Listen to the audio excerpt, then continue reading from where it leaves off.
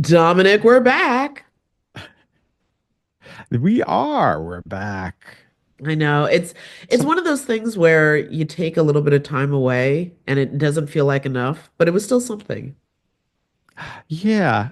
And in the world of news, it feels like I don't know. I feel like we've accelerated 5 years ahead of ourselves now. Where are we, Jenna? When are we? We are in a repeat of an era because I remember this happened the last Okay. Trump administration where a journalist would step away for a much needed break, come back, and like 5 years of news has happened. And I feel like we're back in that space again. So much to talk about. Exactly. All right, here we go. Hi, I'm Jenna. And I'm Dom. You know what's funny? Not long ago, we were both breaking news. Now we're Breaking unemployment records. exactly just like thousands of other journalists who've been laid off from newsrooms across the country. Yeah, and after the shock wore off, we kept asking ourselves, what the hell do we do now? And over many, many cups of coffee, And maybe a few drinks. we realized we had a unique opportunity here. Why not pull back the curtain on what's really happening in American media? Right? I mean, we've spent years in this industry seeing how stories get made or don't, and now we can actually talk about it. And trust me, there's a lot to talk about. From local news disappearing to social media reshaping journalism, we'll break it all down. And look, we're not here to lecture anybody. We just want to help make sense of the information that we're getting and maybe have some much needed fun along the way. So whether you're glued to the news, just trying to figure out what's real in your feed, or curious about the future of media, come hang with us. Welcome to Laid Off and Looking, a podcast where two journalists Are taking a critical look at American media.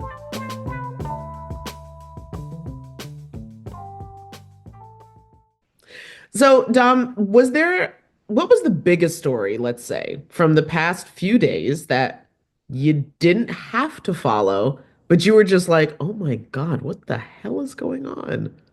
Oh, Signal. That story. Oh, I swear that's the one where I know we would have been deep in the weeds on that one, Jenna. Oh my God, we would have been so deep in the weeds. And yeah, no, first of all, everybody is deep in the weeds, and rightly so. So since I did pay attention, partly, I guess, I don't know, like I still feel incredibly curious, etc. But also, I'm doing some freelance work on the side. So being aware of what was going on was important. So would you like me to do a quick breakdown? I love it. Okay. So here's how it goes. So earlier this month, and I really can't emphasize this enough, that all of this has gone down in the past few weeks, and we've only just found out what happened. So earlier this month, there a bunch of people, a bunch of senior level officials in the White House get together and are just like, okay, so we are going to plan an attack against Houthi rebels in Yemen because they have been making noise about perhaps striking Israeli, I believe, ships outside of Gaza, etc. So we're going to attack Mm. them because we're allies with Israel. Okay. So they get together, and I want to be very specific here. Not just they get together, but specifically, Mike Waltz, who is the national security advisor, sets up a group chat for all of these different White House officials to talk to each other about planning this mission. And somehow or another, included on this group chat is Jeff. Oh my Jeffrey God, Goldberg. Jeffrey Goldberg. Okay, sorry. My Yeah, brain is editor in swimming with chief. so many different names. Editor in Editor in chief, chief right? of the Atlantic somehow Right. mysteriously just gets added to this whole thing. Now, for the record, Mike Waltz, who again, national security advisor, has never really made crystal clear exactly why he would have even had Jeff Goldberg's number in his phone or whatever, because it kind of gives, are you leaking? Are you what? Why do you even have his number? He just made it just like, I don't know, the number just popped up. That happens sometimes. And people are just like, I mean, no, but fine. So anyway, so Jeff Goldberg gets included into this group chat and he starts getting all these messages about plans about, bombing Yemen and Houthis this and blah, blah, blah, and like, handling the messaging around this and all this stuff. And at first he was just like, this can't be real. Nobody's this stupid. This has got to be a joke. I'm getting punked or something like that. So he doesn't really take it that seriously. And it wasn't until somewhere around mid-March, I want to say like March 15th, when bombs start falling, that he's like, oh my Mhm. God, that was real. I was in the group chat. So, being the responsible journalist, the award-winning journalist, the highly respected journalist that Jeff Goldberg is, he actually removes himself from this group chat. How you do that in Signal, I don't know. But I also want to say that Signal is not like a government entity or something like that. It's just it's a public app that anybody can download on their phone. Like, could have been WhatsApp, which I kind of feel like maybe Mark Zuckerberg's just like, I could have used that free press. Anyway, okay, so then the Atlantic decides to publish a story saying, um, so our editor was on this highly sensitive group chat, and national cabinet members, like high-level security officials, were discussing this military operation. The initial response was deny, deflect, lie, basically, and very, very loudly and aggressively, if so. I mean, what I remember catching offhand was this article, or not this article, excuse me, this interview from, well, actually, several people involved in this, but I feel like I saw an interview with Pete Hegseth, who, of course, we all now know is the what's his title now? He Defense is Secretary. the defense Defense Secretary. secretary. Okay, thank you. All right, because literally there's so many names and like titles to go through. But I anyway, know. so Pete Hegseth was, I think, in Hawaii or something, and he comes up to the mic and he's very bombastic and he's got his chest out and he's just like, never no security, highly sensitive information, and no tactical planning took place, and this never happened, and that's the end of the story, and like walks away in a huff. Like, very just, how dare you even ask me about this? Even though, again, um, the implication is that actually, yeah, y'all was planning it. So why would the specifics of the plan not be included in all of this? So it's not just Pete Hegseth, it's also Mike Waltz, it's everybody. They're all just like, no, no, no, no, no, this isn't what you think. This was just, a casual conversation and it's no big deal. There was no security breach, no national security issues leaked. This story came out what, like Monday? No, maybe Yeah, Tuesday? right. Okay, I thought it came out. Well, it came out earlier in the week. Yeah. earlier in the week. So they all deny the next day. The day after that, The Atlantic releases its second article where actually Jeff was like, no, I got the receipts. Here's the details that they were sharing. And it's like specifics about when bombs drop, how many bombs drop, etc. And so huge, this thing now explodes into an even bigger problem because several things at play. One, um, again, an app is not a secure system to have these kind of conversations on. That's B. A, excuse me. B is that there was also a lot of problematic. It's not just that they were sharing these incredibly sensitive information via this app, but also they were having a lot of other, you would consider maybe dangerous, sensitive conversations. Like, for example, they were smack talking Europe about not being, let's say, not having the money to do something like this, and basically implying that Europe wasn't man enough. Weird stuff. Then there was the childishness of all of the emojis that they were sharing with, like, American flag and the fist and like a flexed arm and fire and all this other stuff. Then there was also the fact that if this journalist was accidentally included in there, and this isn't a secured app that the government has vetted, then Mhm. anybody could hack into this. And by that, because this mission wasn't like even some drone thing, these were manned aircrafts. So you theoretically were putting American lives at risk through this. Then there's also the fact that you could have given a heads up to the Houthis. There's also that. Just so many layers of problems. So now here we are. We're taping this on Thursday, and now Thursday the story is the government going to hold any of these people accountable? And the response seems to be no. In fact, right before we started taping, the New York Times dropped a story that says the headline is, quote, Pam Bondi, who is the attorney general, suggests that Signal chat episode is unlikely to be criminally investigated. So no, I mean, I'm not stop going to say bringing it this much up. about this.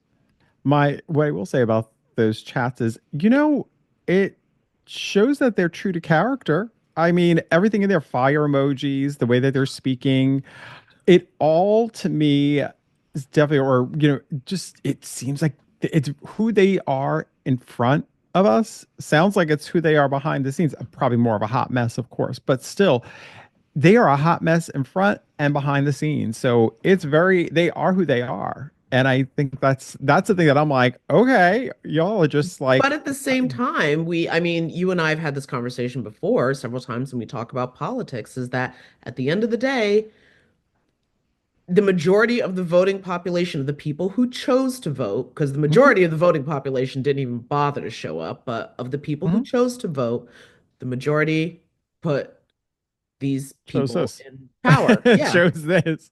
This is what they chose. So that makes it the thing that I also found really interesting was on the flip side as the Democrats who are somehow still flailing at this point.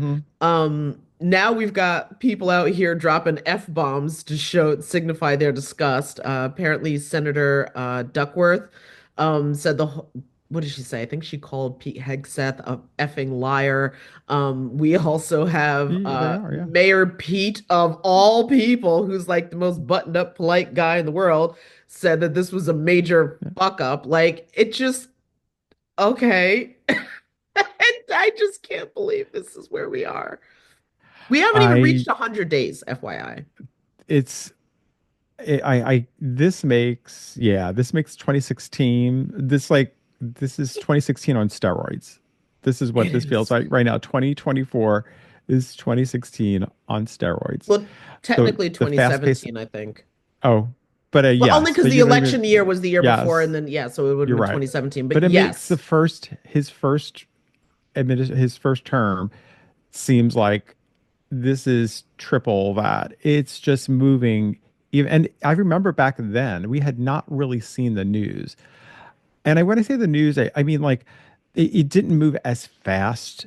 It definitely moved. Listen, it was moving fast even before then. You have, of course, social media was making the world faster, but there was something about the administration which was all about doing things at a much faster pace, throwing a lot of, different things out there to kind of just, in my opinion, keep everybody guessing of what was going to happen next because you really didn't know. It's the same, and right now it's the same thing that's happening. It's I chaos. mean, yeah, well, no, I mean that flood the zone is definitely working. Flood the zone. And that wasn't the only thing that happened because, of course, there was a hearing Oh, on Capitol Hill. oh, yes, yes. Now that I was fascinated by because That one I actually didn't it pay close attention to. But well, with this one, what happened was it had to deal with NPR and PBS going on Capitol Hill. So NPR and PBS went to Washington this week. Um, That feels and like a it was, joke. I know, NPR and I know. PBS walk into Go Washington. there we go. So the leaders of NPR and PBS went to Capitol Hill to face questions by House Republicans about whether public broadcasting should still be getting federal funding. It was led by the hearing was led by Doge subcommittee, chaired by that favorite of ours, Congressperson Marjorie Taylor Greene, uh, and basically the Republicans were accusing NPR and PBS of leaning left and failing to reflect broader range of views in their news reporting. Um, so NPR's Catherine Marr was there. PBS's Paul Kerger was there. They were saying that public media plays this crucial role, especially in rural areas where local news is disappearing. They also defended their editorial standards. 1000%. They also defended their editorial standards and commitment to balance reporting. Because, I mean, that's the thing. I mean, well, we've worked in that world. And I mean, in the work that we did, we always represented both sides. I mean, people can sometimes, here's the deal. People will sometimes accuse you of being one-sided because they don't agree with what you just put on the air. That is not it's like that's not the reporters there to give you the story. If you don't like the story or if you don't like the tone of the story, that is your problem. You know what I mean? Like we all Also, are if here you to don't like the listen. subject of the story, because one of the things that I've always loved about being involved with public media is that we told stories from marginalized perspectives. And if you Yeah. just don't even want to hear from those people, then you could easily just be like, well, that's bias. No, it's not. Yeah, and we've featured, I mean, we featured in terms of politics too, we featured people from both sides of the aisle. Whether or not we agreed with that, we were always respectful. I can say, like, I know people said that oftentimes about how they appreciated, even if they didn't agree with what we had to say, that they appreciated we were respectful with them. So that's to me, like, that's where I sort of get really frustrated because I think nowadays, you have a lot of people who you just don't want to, if, like you just said, if they don't like the subject, or if you, what they perceive as you attacking them because you're telling the side of the story where they feel like they're on. But if they are the facts, then, I mean, if you don't like it, then I guess that's up to you. But again, looking at what public media does in terms of rural areas and areas that do not get, who might not have access to these stories, it's a big deal. And It's a huge there was deal.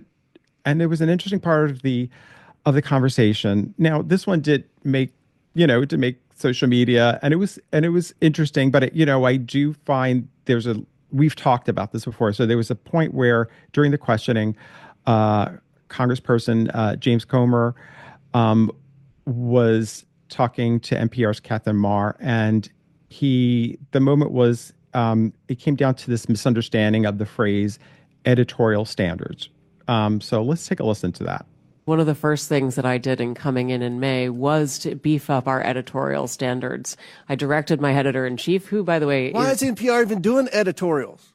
Should I'm so NPR sorry. even do editorials? I don't mean editorial in terms of opinion editorial. Do you even need opinion? What does it matter with the opinion? If you're a federally funded entity that's supposed to provide the news, can you not provide the news? Of course. Fair and balanced? Of course, Congressman. I mean, editorial standards for our journalism was to beef up our editorial practices, bringing in more editors to make sure that we have more points of view reflected in every story. I've engaged in a number of actions trying to address and my some of time's these expired. concerns. I've lost confidence in public radio. I don't think, Madam Chair, they should get a penny of federal funds. I yield back. So it was just interesting because I feel like this is something you and I have been talking about for so long about, literacy, news literacy, and people understanding what it means when you say editorial versus editorial standards. They are two different things. And seeing here's a congressperson who also, here's somebody who's out So there editorial commentary versus editorial standards. That well, seemed to be what well, tripped him up. well, no, but editorials are just that. Like they are commentary, and so there are Editorial commentary, but yeah. editorial standards, which is Oh what yes. Pam Oh was yeah. talking about, was something Yeah. else. No, it's like no, Catherine. Yeah, it's like Oh, yes, Catherine, it's sorry. yeah, no, and I think that to me is like she was saying, like our editorial standards of how we cover stories, and I just think that it just hits home this fact of how much people really don't understand, or don't have that news literacy. And that goes for going out there and watching news stories and reading news stories, watching a story on whether it's on, social media or on broadcast television. People are confusing these different, opinion and what is real news and what does it mean when you're saying when somebody's reporting on hard news and giving you facts and saying, well, I don't believe what they're trying, what they're saying because you disagree with them. Again, it goes back to the whole thing of needing to have more of this news literacy. But here's my question for you, Jenna. Like after, this hearing, do you really think, I mean, to me, it feels like we already kind of know what they went into this with. I mean, this is part of Doge. It's a subcommittee that was, so they're going in there. It's like, does anybody really think they're not going to recommend defunding public media? Oh, yeah. I mean, that was also my takeaway from that exchange was, I don't know, an attempt perhaps to give reason to something that was going to happen anyway. Like, it was very clear that even when she was just like, well, actually, no, I'm talking about editorial standards with people who edit news stories and we try to get, as she said, a multitude of perspectives to make sure. He was like, yeah, well, I don't like it anyway, so we're going to defund it. Which is so my takeaway from that was just like, you're doing this anyway. The whole thing is a It's funny. farce. It's funny because it reminds me of, okay, now this is where I bring my housewives into it, but it's very classic housewives because what you do is when there's a finale or there's a moment and whether it's the reunion or the finale, there hasn't been enough drama, you got to make drama out of something and you just grab onto whatever you can. And it doesn't matter what it is because the whole point is that you had something to say. They had it didn't matter if he misunderstood the quote or he misunderstood what she was saying. It doesn't matter. Like you just said, he had to create a moment to basically say, it doesn't matter.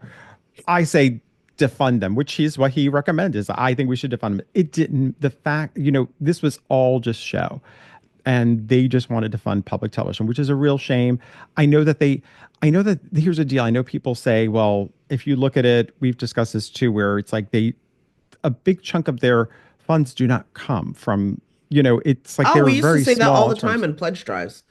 That like It's it's that only a portion. Most of the portion, very funding small. is public. That's why the pledge drives can be I feel so heavy-handed sometimes, and people are just like, oh my God. But no, real talk. Most But of the money is but that's that where it's coming from. but that money does impact smaller stations. Big time. Bigger stations like New York, Los Angeles, like the bigger stations. I'm not saying that doesn't hurt them, but they have good resources. These smaller stations need that money. Endowments and big donors and Yes, yeah. these are big, but the more rural, the smaller states, they're the ones who will suffer. The areas that are already being hit hard by not having local media in there, having like that loss of local media. Now you're taking away something else. I mean, again, that's where, and it starts to make you wonder if that's being done on purpose. Like, is there, you know what I mean? Like if wanting to kind of remove more media. That's what we were seeing happen I with don't think that's this. conspiratorial because again, if you look at I an know. electoral map, Just the yes, areas that yes. were won by the current president and the areas that also are news deserts, it's almost an exact match. And you see the attack happening on media. We've seen it with the AP, which is still going on, and we see it with a lot of we see these stories still going on in terms of how the media is spoken about. I mean, there's obviously, a desire to control the media to, really basically not be critical. Just like we're seeing even what we talked about with Signal. You know what I mean? It's like, stop. There's no story here. Leave it alone, people. There's no story here. So same thing with this. Like if you are able to really control the media or to minimize places that might offer fair um, journalism that maybe you don't like sometimes, then that helps one side. So Well, that is um, another reason why there is more and more Americans, especially I would guess in those news deserts, are turning to social media to try to get their information. And that is why there is now a push or a concern within social media circles to find a somewhat independent or as much as possible social media platform. Right now, pretty much all the platforms that we use, save for, I don't know if everybody decides to go back to Red Note out of spite, but save for that, all of those apps all have a CEO who mhm. showed up to the inauguration and, and made a huge, sizable donation to the presidential library, etc. and also, you know, even the ones that, if even if they haven't, I think apps are all about keeping people on their platforms. So it isn't necessarily about looking out for the public. It's like being able to get information. I think what I appreciated about public media and what we did, where we work together and other places too in public media, is this ability to be like, what's so important is telling the story, even if just telling other people's stories that are underrepresented, telling the stories of people that you might not agree with, telling the stories of people you do agree with. And it almost was like we had an ability to just tell a story and it almost got other people to listen sometimes and to make their own judgment calls versus feeling like you had to adhere, like you were trying to appease, Well, you were it's also, I think, advertisers. learning through stories, which is those are the stories that I loved the most, where, Yeah. I would get feedback from the audience that was basically just, I had no idea. Those were the stories I And really loved telling the most. And I just think, like, with that, when you don't have the advertisers who are there, when you're not looking at just the numbers, the ratings, or whatever is going on out there, it was a way to kind of feel like you could tell the story and not have to worry about that. And now, obviously the world's changed and being on social media, you do want to make sure your story is being heard because you could do great reporting, and we've talked about this too, and nobody Hmm. hears about it. That's not good either. So I think public radio and public television do have their work cut out in terms of how they are able to make sure people do hear their stories and being much more independent on their own. And unfortunately, it certainly looks, I'm not going to be surprised that that they both get defended because I just feel like that's the direction we're heading in. So, Well, and that it's means been more that of way our for ages. colleagues on the unemployment line. Yeah. And less stories and less Yeah. communities are being fully informed and hearing about what's happening in their towns, in their cities, um, in their communities. And that goes for not just for like one political party. It goes for all political parties. It goes for every story out there. So we'll see what happens, I guess, once they actually do. But I don't know. Not optimistic for sure. Unfortunately, I mean, yeah, this is a trying time, I think, for everybody. But I don't know. I don't know how I feel about not having to. I mean, again, like I said, I was certainly curious about the Signal story, especially since it's become just a huge literally international uh blunder, let's Hmm? say. But then at the same time, I also wonder about what are some of the other big local stories, national stories that aren't getting the attention because we're also hyper focused on this, like, you gotta be kidding me, this happened story. And then I also remind myself, we haven't reached 100 days yet. No, no. I So the think the only soonest the public can really do anything, if they really don't like this, is the midterms. And that's like oh, 500 plus days away. I and don't know this if is people are going to not remember. going to be no. No, and my only concern when these stories happen sometimes is because of the fact that they can be juicy in a sense, especially for those who are watching it, and because it does play out like a soap opera in a way, and it has twists and turns, and oh, you're lying, we don't have this, and boom, all of a sudden here are the receipts. So I get it, but I go back to we do lose sight sometimes. Like it's important. People in politics, yes, they do have a reason for keeping this in the light, especially when you're talking about whether it's Democrats out there fighting, and trying to make sure this story gets heard. But I do get worried that there's a lot of other things going on that we're not paying attention to. So Or we'll see maybe what not fully happens. understanding, because Yeah. with pieces that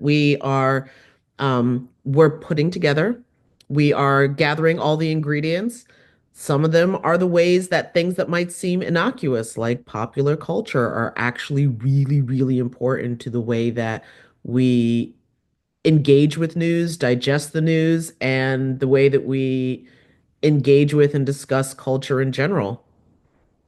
Yeah. It's, As one example. I mean, there's a whole bunch of other yeah. stuff that we're just like looking deeply into.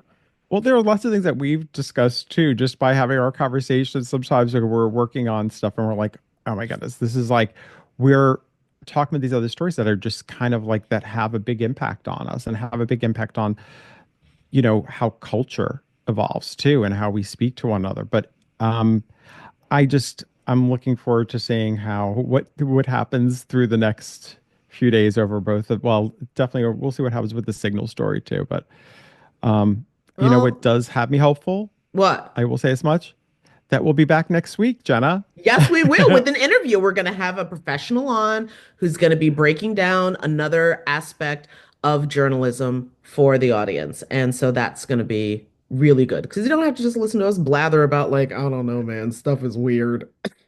Yes.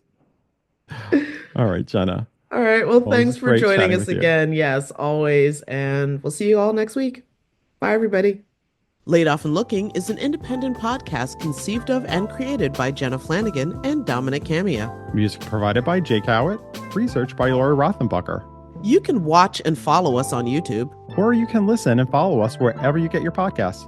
And if you have any questions or suggestions, we want to hear from you. So leave a comment. We do check them. Or reach out to us anytime at laidoffandlookingpod@gmail.com. New episodes every Friday.